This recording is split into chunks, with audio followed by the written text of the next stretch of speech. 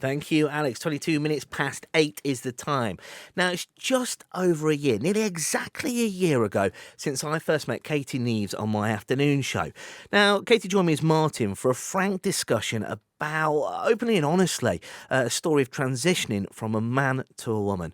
Well, I'm delighted that Katie joins us again now to talk about the next exciting chapter in her journey. Katie, it's wonderful to see you as ever. Let's go back, right, to a year ago. I can remember it like it was yesterday. How are you feeling during that first conversation?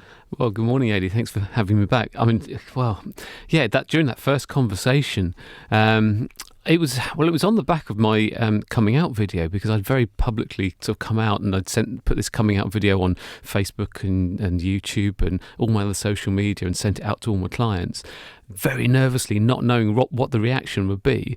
And I was just overwhelmed because I had so many messages of support. It was just amazing. From something that I was really nervous about, it turned into one of the most uplifting experiences of my life. And then you picked up on it from there, didn't you? So it was incredible. I can't believe it's a year ago. It does. It genuinely seems like yesterday. You look great today. You've come in.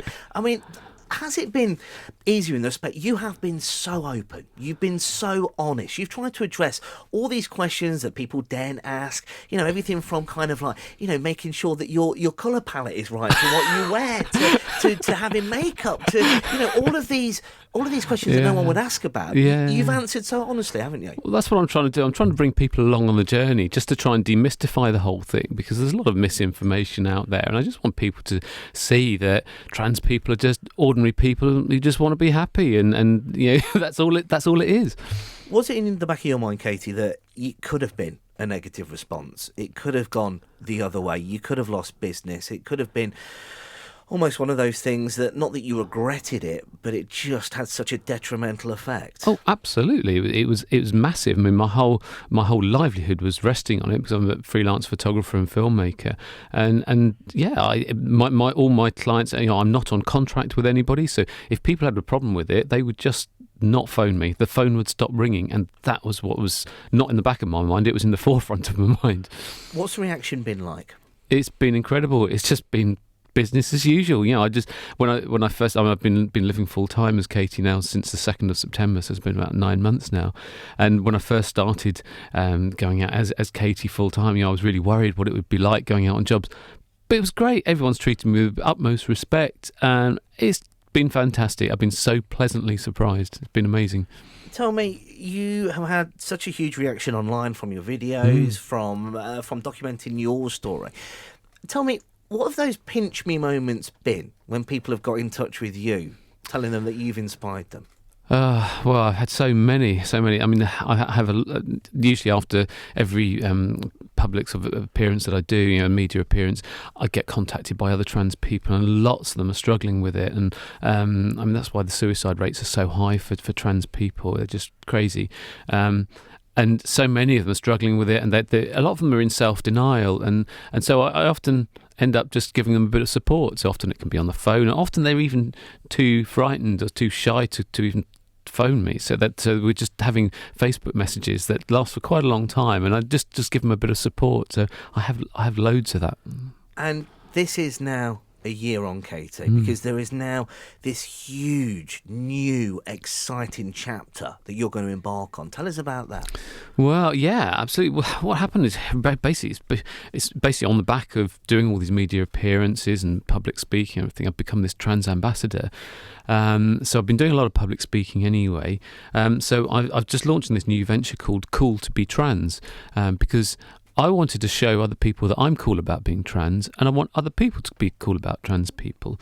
And so I'm doing several different things. So as well as doing the mentoring and support, which I'm continuing to do for trans people when they contact me, I'll be doing trans awareness training for companies. So I just think that it's all about education, because the more you educate people, the more acceptance there will be. And the more acceptance there will be, the easier it will be for other trans people to A, admit to themselves that they're trans, and B, have the courage to actually come out and actually do something about it. And I think it's so important, and it just helps them to live their lives in peace. How important is it to have face-to-face contact with people when you're explaining about your life and how you've changed and what the reality of that is. Because if you just looked online at the conversations which happen, there are some pretty toxic, nasty conversations going on about sort of wider politics.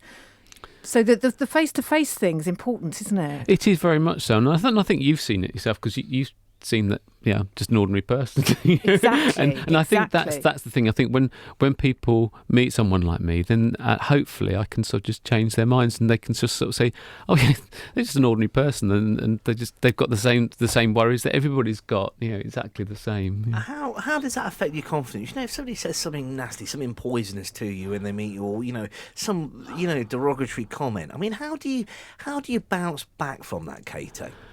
Well, I'm quite thick-skinned, but it's been amazing, actually, because in person, I think everybody has been fantastic, and they treated me with great respect. The only sort of negative comments I've have been through trolls online and stuff, and I mean, Mumsnet's the worst one. I mean, that's just a vehicle of hate. It's just there's been lots of that sort of thing on there.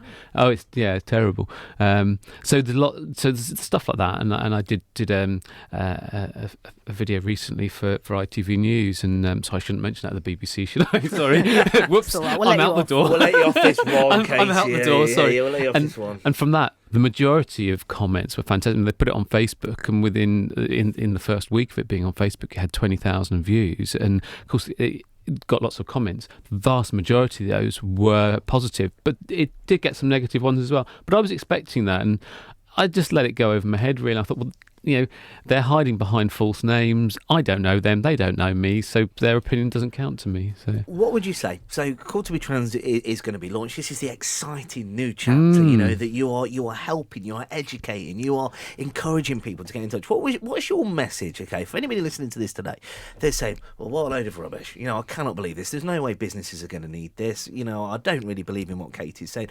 What's your message? How would you hammer that home to say this needs to be discussed more widely? Well, it does, really, because if you're running a business and one of your employees comes out of being trans, well, how are you going to handle that? Because you may well have other members of staff who are transphobic, and so you need to be able to handle that, and you need to know how you handle it, just in things like what toilets do they use, and all that sort of stuff, and what support they're going to need, and you need to be able to understand the journey they're on in order to be able to help them.